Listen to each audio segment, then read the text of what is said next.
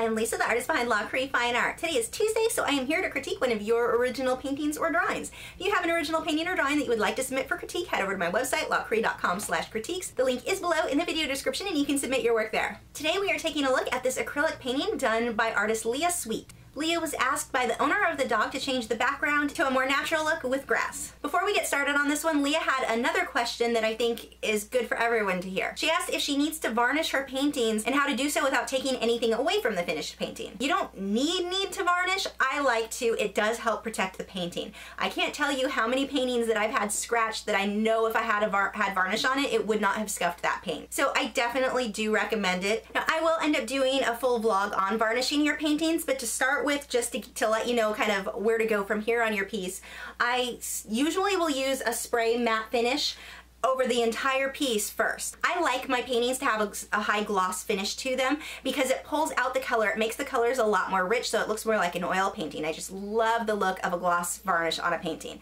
Personal preference there, you're gonna see what you prefer. You can use satin finishes and there are different ways that you can go. I just like the gloss look myself. But first, I lightly mist the painting, very, very lightly with this. I found that if I paint varnish straight onto the canvas, it actually kind of can smudge my blacks. I don't know if it's the paint that I'm using or what, but I've seen where the black kind of ran a little bit. If I mist it first with this and then let it dry for a day and then varnish on top of that, that won't be a problem. Part of that, especially when I airbrush, because that does go on light, that will lift off, so this prevents any lifting there. The actual varnish that I use is one made by Liquitex, and it's just their gloss varnish. And I apply that with a sponge brush, so I get nice even coverage there. Now, I don't think that it takes anything away from it. I think it adds to it. It just seems like you can see more depth through the different layers of paint, and especially with me because I do prefer Liquitex Basics. They have a fairly flat finish. So by using the gloss varnish, it gives everything a nice, even, glossy look. I don't use the gloss spray varnishes because it's so hard to get an even mist over the whole thing and not have hot spots of really, really shiny areas and not shiny areas. So that's why I like to brush it on with a sponge brush, use the liquid, and do it that way. Again, personal preference, you don't have to go with gloss if you don't want to. Now, one more thing about varnishing, make sure that you've taken any photographs that you're going to need to take for prints or for your website or whatever you may need photos for.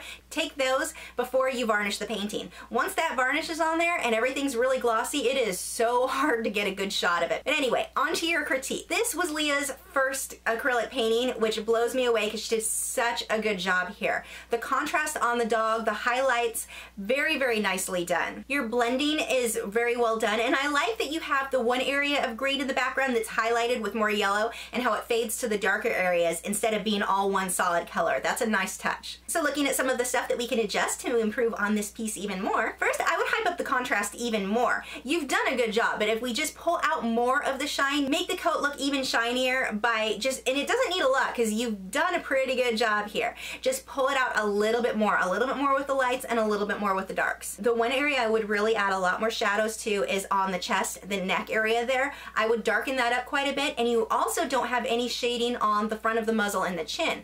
I would definitely add some shadows there because it doesn't make sense why that's so stark white. You really want to go sparing on your white. I know I talk about this all the time, but you don't generally want to leave your whites white.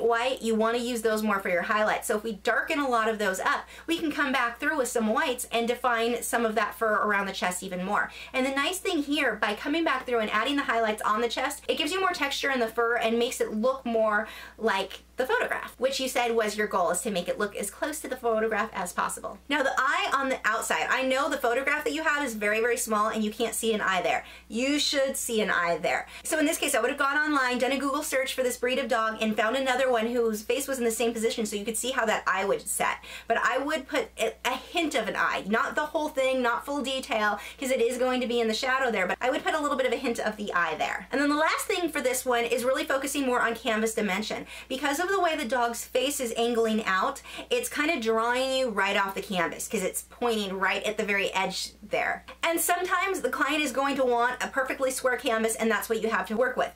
But in this case, I do think going to a different sized canvas that was a little bit longer and then just filling in that area with more grass, it balances everything out nicely, so it kind of keeps your attention within the canvas instead of pulling you off because the nose is pointing right at that edge so closely. So by just, like I said, adding more grass, and this is not your grass, I know, I just threw something in there and It looks terrible. But you get the point, where the balance with just having that extra green, the extra background there with the dog, with the position of his head, it just makes for a nice balance of the overall piece. Now, this isn't something that you're obviously going to make the change on this painting, but for future paintings, when you guys are doing portraits, watch the direction of the nose and that sort of thing, the balance. And before you start painting, Photoshop it onto different size canvases to see what would look best. So that way you can show the client, this is what it would look like on a 16 by 20. This is what it would look like on a 20 by 20, so they can decide which they prefer. And they may very well decide they prefer the square, and that's totally fine, but it's nice if you can offer them to see what it would look like on each size. You've done such a good job. You're super accurate on this one. Beautiful work. For any of you guys who would like to submit one of your original paintings or drawings for critique, head over to my website, lachri.com/critiques. Link is below in the video description. You can submit your work there. I have new video critiques every Tuesday where I'm critiquing your original paintings or drawings, my own speed paintings, drawings, and tutorials every Wednesday, and vlogs most weekends. So make sure you subscribe and follow me on Facebook, Twitter, Instagram, Tumblr. All those social media sites links are also below in the video description. You can follow me there, keep up with news, my newest work, and see real-time clips of whatever it is that I am currently working on. Make sure you head back tomorrow. You remember the little girl that I had done in colored pencil recently? I'm doing a tutorial on her eye, just focusing. I'm going to slow down the video a little bit, and we're just going to talk about drawing eyes in colored pencil. I'll see you guys tomorrow.